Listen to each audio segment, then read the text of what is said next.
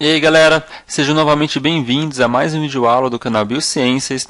Neste vídeo estaremos iniciando o nosso mini curso de Neurociência Básica e ao final do vídeo vocês compreenderão a função e organização do sistema nervoso. Esta é uma aula bem simples, mas importante para o prosseguimento das aulas que estão por vir. Beleza? Pois bem, comecemos então com a seguinte pergunta: qual a função do sistema nervoso? Mas antes de responder essa pergunta, vamos discorrer o que é um sistema.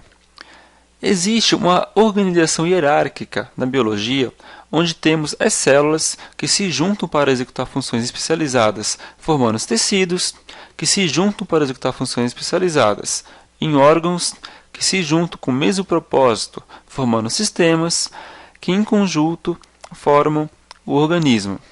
O nosso eu, no caso dos seres humanos, forma-se o corpo humano. Evidentemente, existem níveis hierárquicos acima do organismo, como comunidade, ecossistema, biosfera, etc., e também abaixo das células, desde os átomos, moléculas, etc. Em relação a sistemas, temos 11 sistemas, conforme alguns autores, e dentre eles o sistema nervoso, e é este que iremos estudar em nosso mini curso. O sistema nervoso, como todos os sistemas, e como acabamos de ver, é formado por tecidos. No caso do sistema nervoso, neurônios e células da glia, também chamadas de neuróglia ou simplesmente glia, que são as células de suporte aos neurônios, que são essenciais para a funcionalidade dos neurônios. E os neurônios, como todos devem saber, consistem no bam-bam-bam do sistema nervoso. Existem cerca de 86 bilhões de neurônios, segundo uma nova quantificação da neurocientista brasileira Suzana Herculano Zell, e cerca de 10 vezes mais células da glia. Na realidade, existe certo contrassenso, onde a Suzana, que desmistificou a antiga contagem de 100 bilhões de neurônios, alega haver uma mesma proporção de neurônios e células da glia, enquanto outros alegam haver mais células da glia do que neurônios. Mas vamos ao que interessa: a função do sistema nervoso. Existem basicamente 3 funções atribuídas ao sistema nervoso, e são elas: função sensorial, que consiste na detecção de estímulos tanto internos quanto externos; função integrativa, que consiste na integração, que é o processamento da informação obtida através da função sensorial; análise, armazenamento de alguns dados e na tomada de decisões; e a função motora, onde é uma resposta motora que ativa órgãos efetores, como por exemplo o músculo e as glândulas.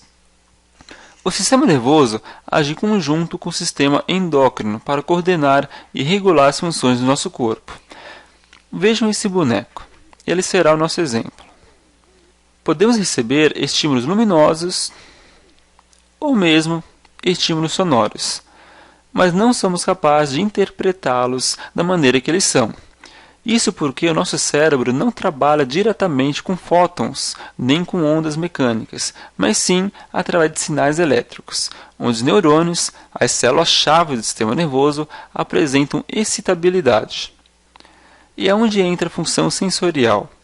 É a função sensorial que consegue captar tais estímulos, mas como não lidamos diretamente com eles, fica por conta da função integrativa a responsabilidade de processar, transformar esses sinais em sinais elétricos, analisando-os, armazenando dados e possibilitando a tomada de decisão.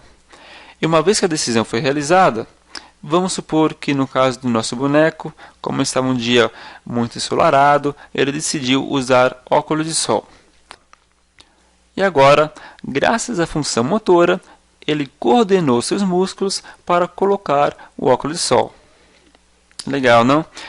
Vale ressaltar que esse exemplo foi dado com um estímulo externo, mas é de responsabilidade da função sensorial captar também estímulos internos, como por exemplo a pressão arterial.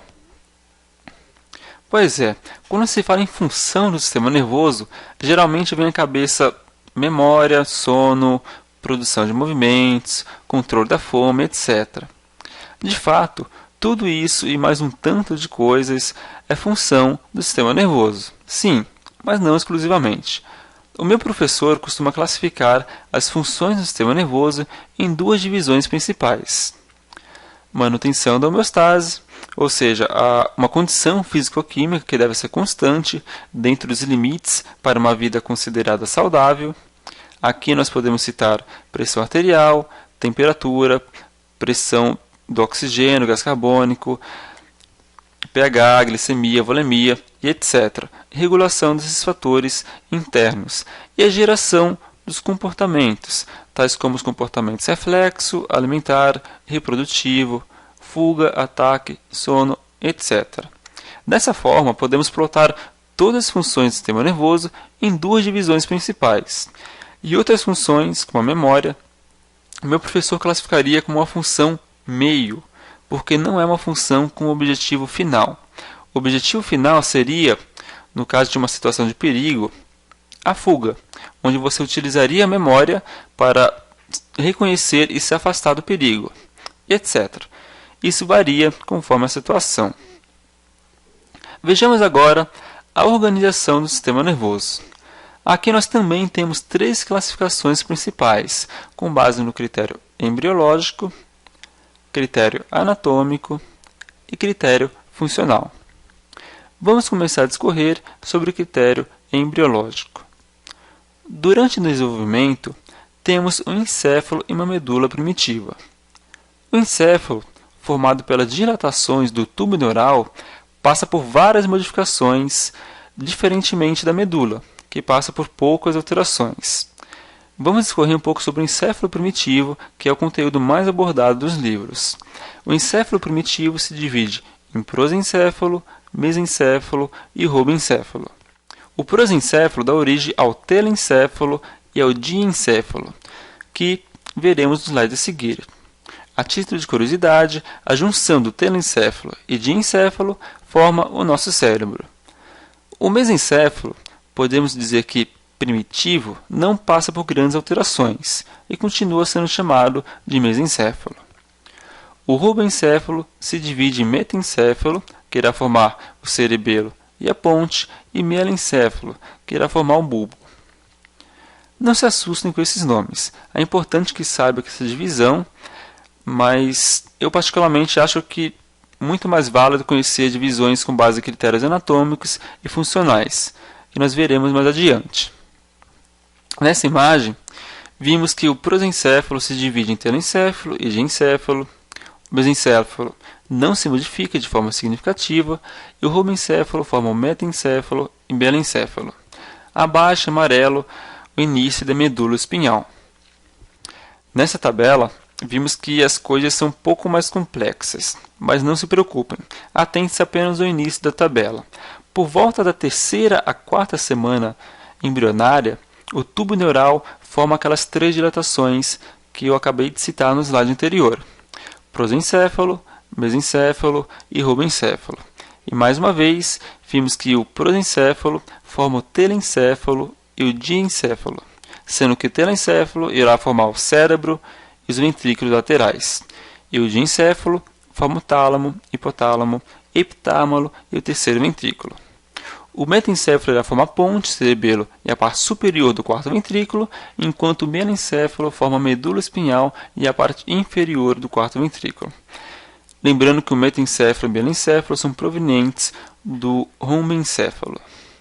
Mais uma vez, não precisem se preocupar quanto a todos esses nomes. No decorrer do curso, vocês irão aprender cada uma dessas estruturas e ficarão aptos a responder perguntas sobre elas. Garanto para vocês. Vejam, nessa imagem nós vimos um cérebro seccionado, isso é, cortado pelo plano sagital mediano, representado nessa figura em vermelho. Observamos a localização do telencéfalo, que consiste na metade do cérebro, diencéfalo. Aqui está o tronco encefálico, mesencéfalo, ponte e bulbo, medula espinhal e cerebelo. Iremos discorrer sobre essas e tantas outras estruturas futuramente. Bom, agora irei vos apresentar a divisão do sistema nervoso com base em critérios anatômicos. Eu peço gentilmente uma atenção especial nesse tópico, pois sua importância é ímpar. A neurociência distingue o sistema nervoso central, abreviado como SNC, do sistema nervoso periférico, SNP. Quem já não ouviu esses termos? Como eu disse, importância ímpar. O sistema nervoso central compreende o encéfalo e a medula espinhal. E o encéfalo, por sua vez, compreende o cérebro, cerebelo e tronco encefálico. O tronco encefálico nada mais é do que a junção do mesencéfalo, ponte e bulbo. Tá simples até aqui, né? Mas é essencial. O sistema nervoso periférico compreende os nervos, gânglios e terminações nervosas. E o que são nervos, gânglios e terminações nervosas? Para entendermos o que é cada um desses termos, precisamos de um conhecimento prévio, mesmo que super simplista, sobre a morfologia neuronal, ou seja, a forma dos neurônios. Se você não sabe, não se preocupe. Nas próximas 2 aulas do canal, você certamente estará craque nisso. E para aqueles que sabem, nervos consistem em um conjunto de axônios que se projetam para fora do sistema nervoso central. Os gânglios consistem em um conjunto de corpos neuronais, também fora do sistema nervoso central. E as terminações são terminações nervosas mesmo, também chamadas de telodendro. Os nervos no sistema nervoso periférico podem ser craniais ou espinais. Acompanhe comigo. Vou desenhar as estruturas do sistema nervoso central em azul e do sistema nervoso periférico em vermelho. Aqui está o cérebro e o cerebelo. E descendo, a medula espinhal. Essas estruturas, encéfalo mais medula espinhal, formam o sistema nervoso central. Agora vamos fazer os constituintes principais do sistema nervoso periférico. São 12 pares de nervos craniais, que não dá para desenhar aqui, e 31 pares de nervos espinais. Suponhamos aqui que tenha 31 pares de nervos espinais. Estes círculos seriam os gânglios e aqui nas pontas as terminações nervosas. Sacaram? Sei que está feio, mas dá para entender, né? E alguns autores colocam o plexo entérico, uma rede de neurônios que inerva o nosso trato digestivo, nosso intestino, como a divisão direta do sistema nervoso periférico. Apenas um comentário adicional. E agora, por fim, os critérios funcionais. Dividimos o sistema nervoso em sistema nervoso somático e sistema nervoso visceral. Em ambos os casos, existem subdivisões aferente e eferente. Vias aferentes são neurônios que conduzem informações do sistema nervoso periférico ao sistema nervoso central, ou mesmo do sistema nervoso central ao próprio sistema nervoso central, como, por exemplo, da parte inferior da medula ao encéfalo. As vias eferentes ou motoras consistem na via de resposta através do sistema nervoso periférico. Mas, no caso da via eferente no sistema nervoso visceral, temos uma outra importante classificação: sistema nervoso autônomo. O sistema nervoso autônomo compreende a via eferente do sistema nervoso visceral e divide-se em simpático e parasimpático. Estudaremos isso em outra aula. Então vimos, por fim, como se organiza e como classificamos o sistema nervoso. Nesta imagem, nós temos a divisão anatômica do sistema nervoso. Aqui está o sistema nervoso central, o cérebro e a medula espinhal. Na realidade, o mais correto seria dizer encéfalo e medula espinhal. E aqui temos o sistema nervoso periférico, representado pelos nervos cranianos, os nervos espinais, 12 pares de nervos cranianos, 31 pares de nervos espinais. Aqui estão os gânglios, que eu tentei desenhar, o plexo entérico, que inerva o trato gastrointestinal, e as terminações nervosas, aqui representada por receptores sensitivos da pele. Nessa outra imagem, nós podemos encontrar uma correlação da função e da divisão anatômica do sistema nervoso que nós já aprendemos nessa aula. Esse retângulo aqui em cima representa o sistema nervoso central e este aqui embaixo enorme roxo, o sistema nervoso periférico. Aqui é o sistema nervoso somático, sistema nervoso autônomo e sistema nervoso entérico. Eu coloquei essas legendas aqui para vocês se localizarem. O quadrado azul representa os neurônios sensitivos, os aferentes, que levam a informação para o sistema nervoso central.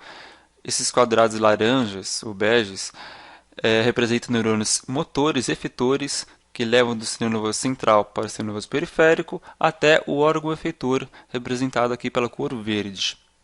No caso do sistema nervoso somático, os receptores e neurônios sensitivos levam a informação para o sistema nervoso central. O sistema nervoso central responde essa informação com o neurônio somático motor, cuja ação pode ser voluntária, como para controlar, por exemplo, o músculo esquelético. Já no sistema nervoso autônomo, tem o mesmo feedback para o sistema nervoso central. Temos receptores neurônios que levam a informação autônoma para o sistema nervoso central.